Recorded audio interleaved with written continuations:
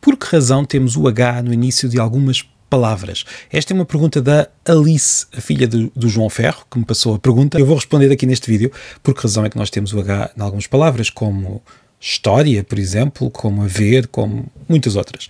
Olha, o H era uma letra do alfabeto latino, do latim, que se lia no início da sua utilização. Tinha um som aspirado, que não será muito diferente daquele som que encontramos no inglês, no H do inglês. História no latim seria algo como história, e vou propor ao professor André Simões, se ele quiser, que explique um pouco melhor a história desse som e dessa letra no latim. Porque o que se passa é isto. No final do latim, quando ele começa a transformar-se nas línguas neolatinas, como o português, esse som já não se lia. Perdeu-se. Terá sido um processo gradual, mas perdeu-se, já não se lia. E assim, quando nós começámos a falar português, também foi um processo gradual, já não havia nenhum som em história, por exemplo.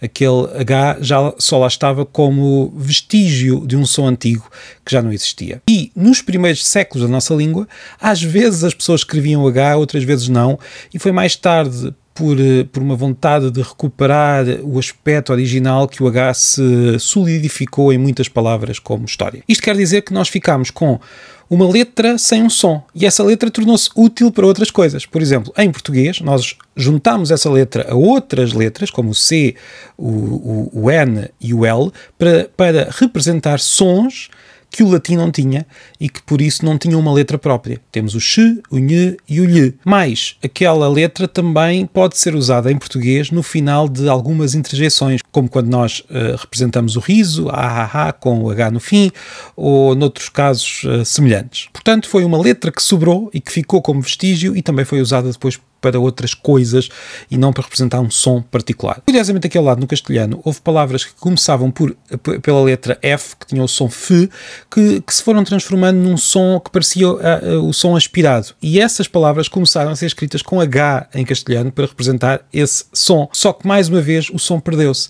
E por isso temos palavras como herrero, para ferreiro, que no fundo é o F latino transformado numa aspiração que depois desapareceu, deixando mais uma vez o H como vestígio. E há outras razões para usar o H no castelhano, já agora, e as outras línguas latinas depois têm outras particularidades no uso desta letra tão especial, porque é uma letra que é muito útil, mas não tem som. Deixo um olá à Alice, espero que a resposta não tenha desiludido muito.